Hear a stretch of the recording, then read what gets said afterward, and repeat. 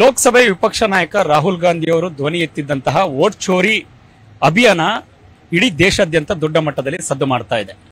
ಅದರಲ್ಲೂ ಕೂಡ ಕರ್ನಾಟಕದ ಕೆಪಿಸಿಸಿ ವಿಭಾಗ ತನ್ನದಾದಂತಹ ಒಂದು ದೊಡ್ಡ ಮಟ್ಟದ ಅಭಿಯಾನವನ್ನ ಈಗಾಗಲೇ ಬೆಂಗಳೂರಿನಿಂದ ನೇರವಾಗಿ ದೆಹಲಿಗೆ ಅಭಿಯಾನದ ಮೂಲಕ ಪತ್ರವನ್ನ ಸಹಿ ಮಾಡಿ ಎಐಸಿಸಿ ಅಧ್ಯಕ್ಷರಿಗೆ ಈಗಾಗಲೇ ಕಡತಗಳನ್ನ ಕೊಟ್ಟಿರುವಂತಹ ಗಮನಿಸಬೇಕಾಗುತ್ತೆ. ನಮ್ಮ ಜೊತೆಗೆ ಸಹಿ ಮಾಡಿರುವಂತಹ ದಾಖಲೆಗಳನ್ನ ಎಐಸಿಸಿ ಕಚೇರಿಗೆ ತೆಗೆದುಕೊಂಡು ಹೋಗ್ತಾ ಇರುವಂತಹ ಕೆಪಿಸಿಸಿ ಅಧ್ಯಕ್ಷರು ಹಾಗೂ ಡಿ.ಕೆ. ಶಿವಕುಮಾರ್ ನಮ್ಮ ಜೊತೆ ಇದ್ದಾರೆ.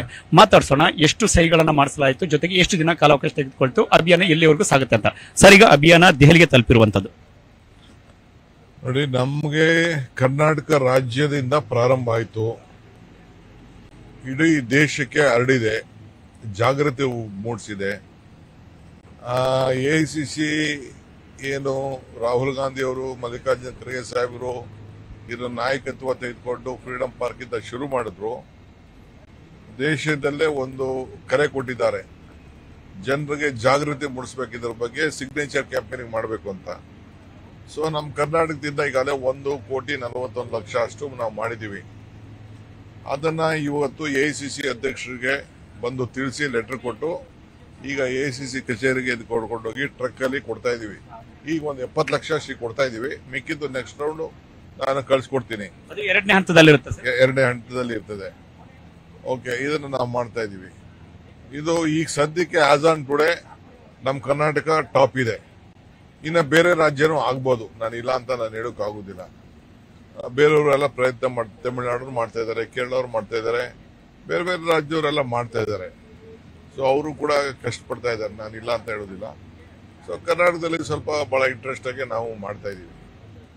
ಸೊ ಇವತ್ತು ಜನರಿಗೆ ಈ ವಿಚಾರದಲ್ಲಿ ದೊಡ್ಡ ಚರ್ಚೆ, ಸದ್ದು, ಗದ್ದಲ ಎಲ್ಲ ಆಗ್ತಾ ಇದೆ.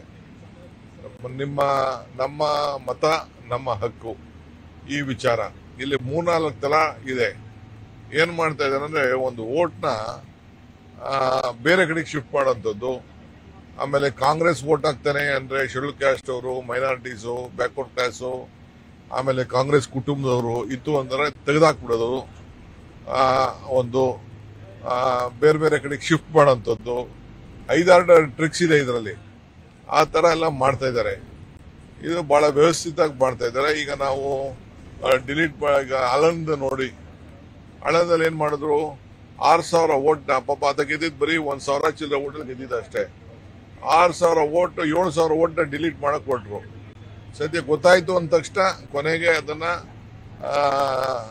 ನಾವು ಕಂಡುಹಿಡಿದು ಆಮೇಲೆ ಕಂಪ್ಲೇಂಟ್ ಕೊಟ್ಟಾಗ ಕಂಪ್ಲೇಂಟ್ ರಿಜಿಸ್ಟರ್ ಆಯ್ತು.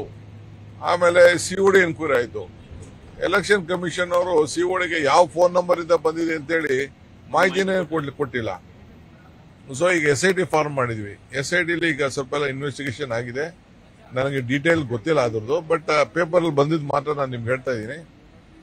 ಕೊನೆಗೆ ಇದು ಬಿಜೆಪಿ ಲೋಕಲ್ XMLA ಮನೆಗೆ ತಲುಪಿದೆ. ಸೊ ಅವ್ರನ್ನೆಲ್ಲ ಏನೇನು ಬೇಕೋ ಎನ್ಕ್ವೈರಿ ಎಲ್ಲ ನಡೀತಾ ಇದೆ. ಆ ರಿಪೋರ್ಟ್ ಸದ್ಯದಲ್ಲೇ ಬರ್ತದೆ. ಸೊ ಹಿಂಗೆ ಇದರಲ್ಲಿ ಮೇನ್ ಬಿಜೆಪಿ ಇನ್ವಾಲ್ವ್ಮೆಂಟ್ ಆಗಿದೆ. ಚಿಲುಮೆ ಟ್ರಸ್ಟ್ ನಾವು ಹಿಂದೆ ಬಂದು ಎಲೆಕ್ಷನ್ ಕಮಿಷನ್ಗೆ ಬಂದು ಇಲ್ಲೆಲ್ಲ ಕೊಟ್ಟಿದೆ. ಅದು ಕೂಡ RR ನಗರದಲ್ಲಿ ನಡೆದಿದೆ. ನಮ್ಮ ಕ್ಯಾಂಡಿಡೇಟ್ ಇದೆ ಕಾಂಗ್ರೆಸ್ ಅಲ್ಲಿ ಇದ್ದಾಗೇನೆ ಅವ್ನು ಎಷ್ಟು ಇದನ್ನೇ ವೋಟ್ ID ಕಾರ್ಡ್ನೇ ಪ್ರಿಂಟ್ ಮಾಡಿಸ್ಬಿಟ್ಟಿದ್ದೆಲ್ಲ ದಾಖಲೆಗಳೆಲ್ಲ ಇದೆ. ಅದಕ್ಕೆ ಯಾಕೆ ಎಲೆಕ್ಷನ್ ಕಮಿಷನ್ ಅವರು ಆಕ್ಷನ್ ತಗೋತಾ ಇಲ್ಲ, ಕೋರ್ಟ್ಗೆ ಸರಿಯಾಗಿ ಇದು ಕೊಡ್ತಾ ಇಲ್ಲ, ಅವ್ರ ಪಾರ್ಟಿಗೆ ಹೋದ ತಕ್ಷಣ ನಿಲ್ಲಿಸ್ಬಿಟ್ಟಿದ್ದಾರೆ, ಸೈಲೆಂಟ್ ಆಗ್ಬಿಟ್ಟಿದ್ದಾರೆ. ಸೊ ಈ ರೀತಿ ಎಲ್ಲ ಇದೆ. ಹರಿಯಾಣದಲ್ಲಿ ನಡೆದಂತಹ ವಿಧಾನಸಭಾ ಚುನಾವಣೆಯಲ್ಲಿ ಕೂಡ ಬ್ರೆಜಿಲ್ ಮಾಡೆಲ್ ಸುಮಾರು 25 ಲಕ್ಷ ಮತಗಳೆಲ್ಲ ತಿರ್ಚಲಾಗಿದೆ ಅನ್ನೋದ್ರ ಬಗ್ಗೆ ಆರೋಪ ಮಾಡಿದ್ರು ರಾಹುಲ್ ಗಾಂಧಿ ಅವರು. ವೋಟರ್ ಲಿಸ್ಟ್ ಅಲ್ಲಿ ಇದ್ದಿದ್ದನ್ನೇ ಇಟ್ರು, ಅವ್ರೇನು ಆರೋಪ ಏನು ಮಾಡ್ಲಿಲ್ಲ. ವೋಟರ್ ಲಿಸ್ಟ್ ಅಲ್ಲಿ ಏನಿತ್ತು ಆ ಫೋಟೋಗಳನ್ನ ಅವ್ರಿಗೆ ಪ್ರೆಸೆಂಟ್ ಮಾಡಿದ್ರು. ಇಂತಿಂತ ಅನ್ಯಾಯಗಳು ಆಗ್ತಾ ಇದೆ ಅನ್ನೋದನ್ನ ಅವ್ರಿಗೆ ತಿಳಿಸಿದ್ದಾರೆ. ಇದ್ರ ಬಗ್ಗೆ ಜಾಗೃತಿ ಮೂಡಿಸ್ಲಿಕ್ಕೆ ಪ್ರಯತ್ನ ಮಾಡಿದ್ವಿ. ಅವ್ರು ಬಂದು ವೋಟ್ ಹಾಕಿದ್ರು ಬಿಟ್ರು ಅದು ಬೇರೆ ವಿಚಾರ. ವೋಟರ್ ಲಿಸ್ಟ್ ಅಲ್ಲಿ ಹೆಸರಿತ್ತಲ್ಲ, 1000 ವೋಟು, 100 ವೋಟು, 500 ವೋಟ್ ಎಲ್ಲ ಮಾಡಿದ್ರೆ ಒಂದೇ ಫೋಟೋ, ಒಂದೇ ಅಡ್ರೆಸ್, ಒಂದೇ ಹೆಸರೆಲ್ಲ. ಇದು ಇಡೀ ದೇಶದ ಎಲ್ಲ ಮತದಾರರಿಗೆ ಜಾಗೃತಿ ಮೂಡಿಸಿ, ನೀವು ಎಲೆಕ್ಷನ್ ಕಮಿಷನ್ ಅವರು ನೀವು ಈ ರೀತಿ ಬಿಜೆಪಿ ಕಾರ್ಯಕರ್ತರು ನಿಮ್ಮ ಹೆಸರಿನಲ್ಲಿ ಮಿಸ್ಯೂಸ್ ಆಗ್ತಾ ಇದೆ, ನೀವು ಇದಕ್ಕೆ ಭಾಗಿಯಾಗಿದ್ದೀರಿ ಅನ್ನೋದನ್ನ ನಾವು ಮಂದಟ್ಟು ಮಾಡಬೇಕು. ಆ ಕೆಲಸ ನಾವು ಮಾಡ್ತಾ ಇದೀವಿ. ಸರ್, ಈಗ ಖರ್ಗೆ ಅವರಿಗೆ ತಾವು ಹಸ್ತಾಂತರ ಮಾಡಿದ್ರಿ ಒಂದು ಬಾಕ್ಸ್ ಅನ್ನ ಸಾಂಕೇತಿಕವಾಗಿ. ಈಗ ಬಹುತೇಕ 50ಕ್ಕೂ ಹೆಚ್ಚು ಬಾಕ್ಸ್ ಗಳನ್ನ ಎಐಸಿಸಿ ಇಂದಿರಾ ಭವನ್ಗೆ ತಾವು ತಲುಪಿಸ್ತಾ ಇದ್ದೀರಿ. ಹೌದು, ಇಂದಿರಾ ಭವನ್ಗೆ ತಲುಪಿಸ್ತಾ ಇದೀವಿ.